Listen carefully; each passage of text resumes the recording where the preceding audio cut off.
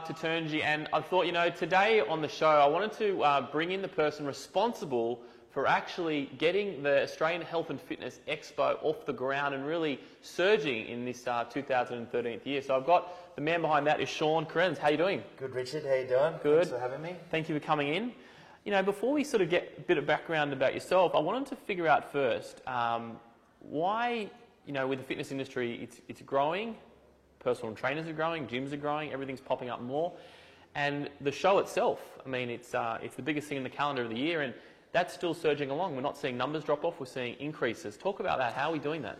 I think there's a couple of things you can look at if you break it down to two key platforms. One is fitness enthusiasts and consumers, which I'll touch on first, and the second being people who actually work in the industry, so fitness professionals. Sure. With the consumers, I think it's got a lot to do with society as a whole getting vainer and vainer. we care more and more about how we look these days, which is a great thing. Yeah, if you feel good and you look good, then you perform better across every other sector of your life.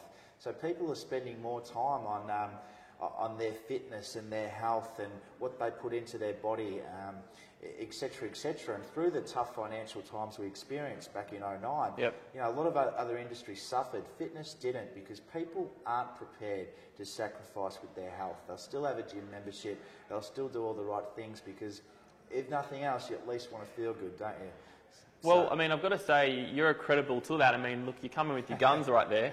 So clearly, you're not the office boy. You actually have a passion for fitness yourself. Clearly, talk about where you started in this industry, because I consider myself very, very lucky to be in this position because I'm a fitness junkie. I've been a PT for over 10 years, and I'm that classic example. If I'm not fit, I'm not going to the gym, then you don't want to be around me. I become everything suffers. I become a bad boyfriend. I'm not as good at my job. I'm not as good of a friend. But if I'm fit and I'm strong, then I seem to do all those things pretty well. That's kind of like the starting base for everything to connect, I guess. So, and I think that's important as well, because in this industry, as you know, it's very close and it's very connected. And so, you're sort of at that show, running it, improving it. I think you're the best person for that than someone that has no idea about the fitness industry. Yeah. So I think that's a credit to you. Yeah, I'm a junkie. I'm on the website all the time reading about the latest products that are coming out, the latest supplements, what's going to give me the cutting edge. I'm a big MMA fan. You'll see that there's an MMA zone. Yep, noticed that, I love my boxing as well. There's a boxing championships happening. I haven't actually done bodybuilding.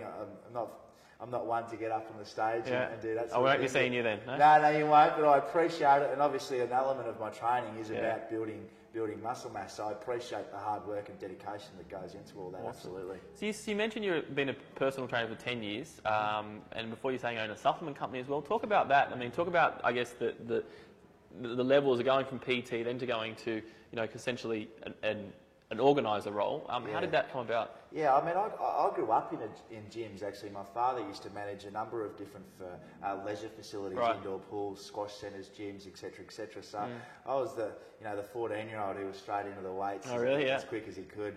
And I was a bit of a rat bag when I was a kid too. So one thing that I had was fitness.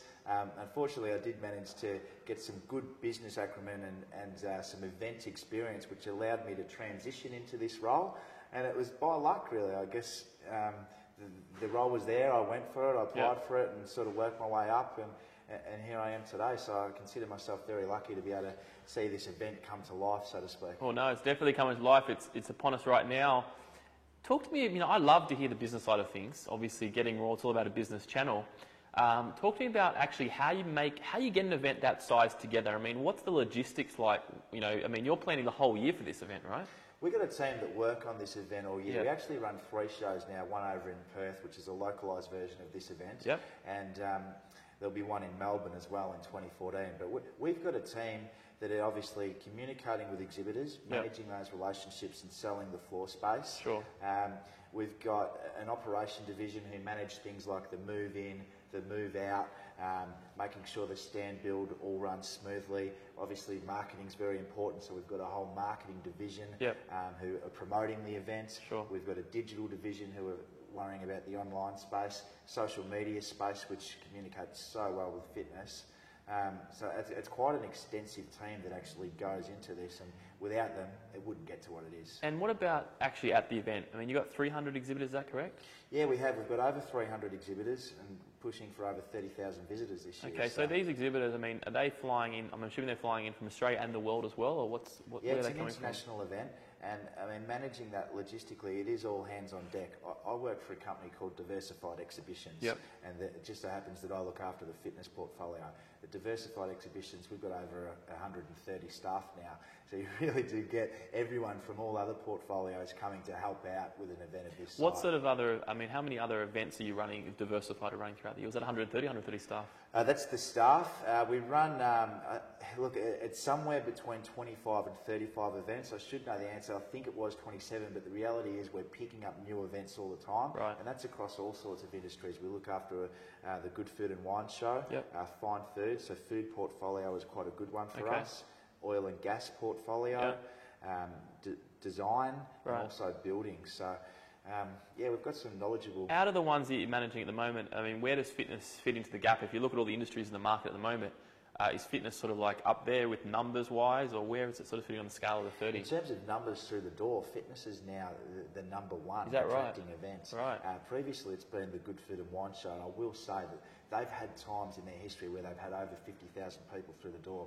When they had Gordon Ramsay out one year, that's Yep. how I went to high that they show. got. Yeah, I went to that show. I signed up for my book signing. Yeah. It's all good. I didn't know he didn't swear at me, but Yeah, they actually That's had to good. shut the doors. No one else was allowed in. So hopefully that can happen at fitness this year, because Yeah. that'd be a good problem to have. Growth, I mean, it's consistently showing over 10% growth in terms of exhibiting space. Right. And last year our visitor numbers jumped from 19,000 to 29,000. So That's almost doubled in 1 year. Yeah. that's pretty phenomenal. Yeah. What was the key for that doubling? How was that come I about? think the redirection of the show model, traditionally it had been very much a trade show where we targeted people who worked in the industry only. Of course we got some enthusiasts through the door as well, but we didn't play around in that space. Last year we really changed the model and had an active push in that space. We did it carefully by breaking down the show into separate zones. Yep. So we now have a trade hall, we have a strength and conditioning hall, and we have retail halls, and there's a few little sectors that fall into those halls. But that allows us to streamline them as different events and attract the right demographic for those exhibitors. Because I was going to ask, I mean, obviously, you probably answered my question there, but obviously, you know, I'm exhibiting at that show with my brand, Complete Eye Marketing. And I've done it for the last 4 years, Meet Your Personal Trainer as well.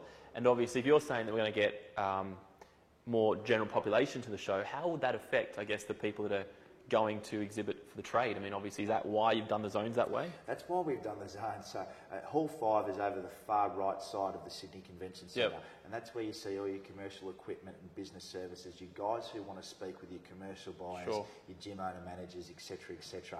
So naturally, what happens is a fitness enthusiast who's there to buy a tub of protein or some Lorna Jane clothing, Yeah. they'll get to that section, they'll go, okay, this isn't for me, and they'll turn around and go back. Because you will see when you're at the show, it does have a completely different feel, that Hall 5. It's much quieter, and there's some serious business going on. You know, there's some $1 million transactions that are taking place. So. I remember having some drinks on the Friday last year's show, and we were just speaking to some of the commercial fitness guys, and they sort of said, listen, the amount of business they did on the Friday, they didn't even have to turn up on Saturday and Sunday. Friday was the day that they did business. If it was up to those guys, they would pull the curtain across and back up on the Friday. Logistically, we aren't able to do that, so I know all those guys quite well, and I make them stick around on the Saturday and Sunday, and I'm sure they still sell some products to some PTs here and Right. there. But yeah, I think they really look forward to that Friday. It's the key day for them, and that weekend really sets up their year. It fills their pipeline in terms of leads for their sales guys to go out and close. Sure. Okay. Yeah. Awesome. So where to from here? I mean, are you, you know, in regards to taking the show to this new level, that's obviously a credit to yourself. Where to from here this year? I mean, will this year be? Are you looking for another doubling in numbers, or what are you looking for? Now you've set yourself for those standards. You know what I mean? We're only expecting the best. Yeah, I'm looking to push through 30,000 this year. Okay. And, look, I think you get better at what you do. Yeah. And with digital these days, there's so much you can do in the fitness space with social media. We've got the best lineup of fitness celebrities we've ever had. Yeah. Those guys pull a crowd. Yeah. I'm not gonna quote a number All here, right. but I think We'll do part 2. You can. Yeah, we will. We'll do a follow up.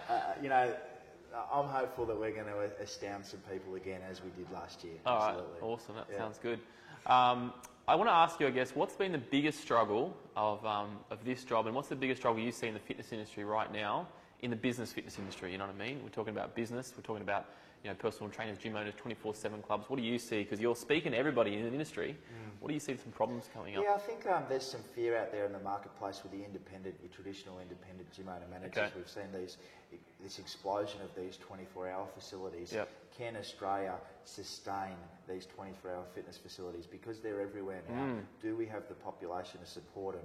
I mean, I think from a consumer sense, it's great because you're getting the opportunity to train in facilities with the latest and greatest in cutting-edge equipment. The independent guys, they're holding on to their money a little bit at the moment, just kind of seeing how it plays out. Yep. So we were speaking about the commercial equipment guys. I think they're doing well out of the 24-hour facilities. Sure. Is that going to stop? It's just that uncertainty at the moment. Yeah, I agree. I have to agree.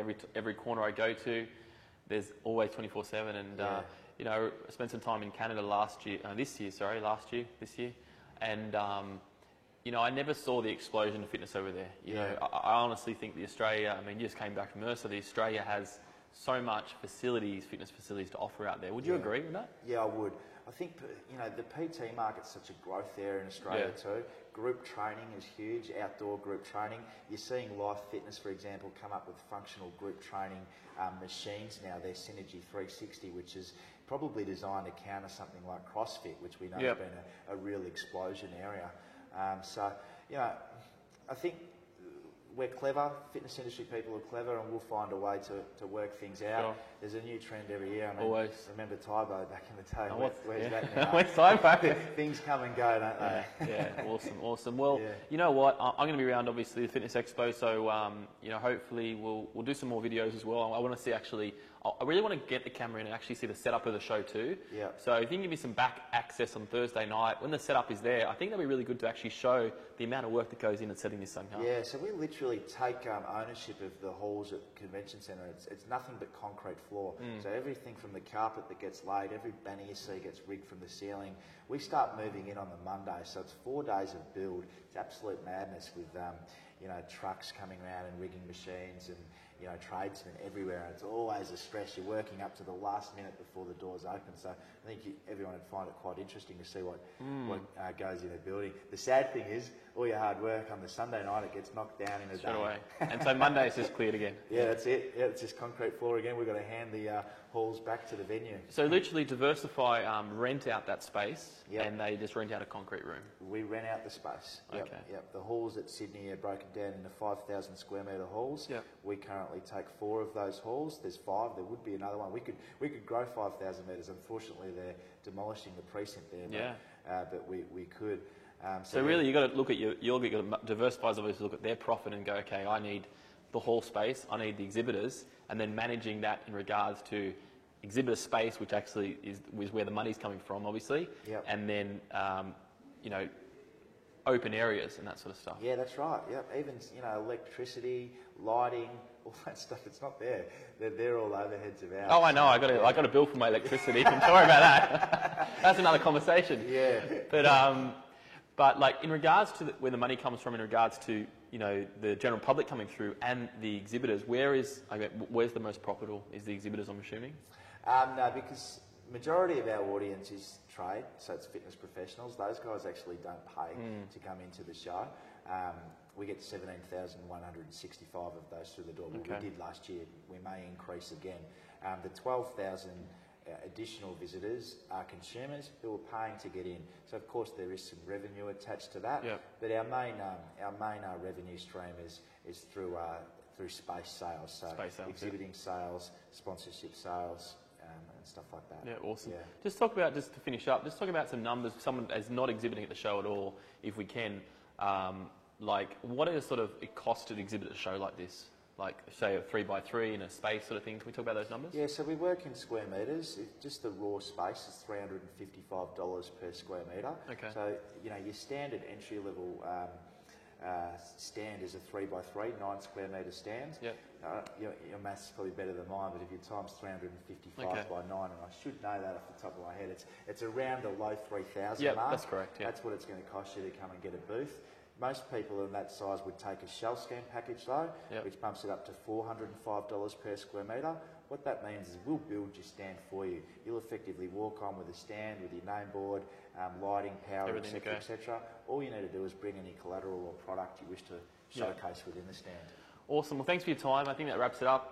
As I said, I'm going to bring you some more footage as well. I think we'll have another follow-up video of what happened in the show, how it was put together, things like that.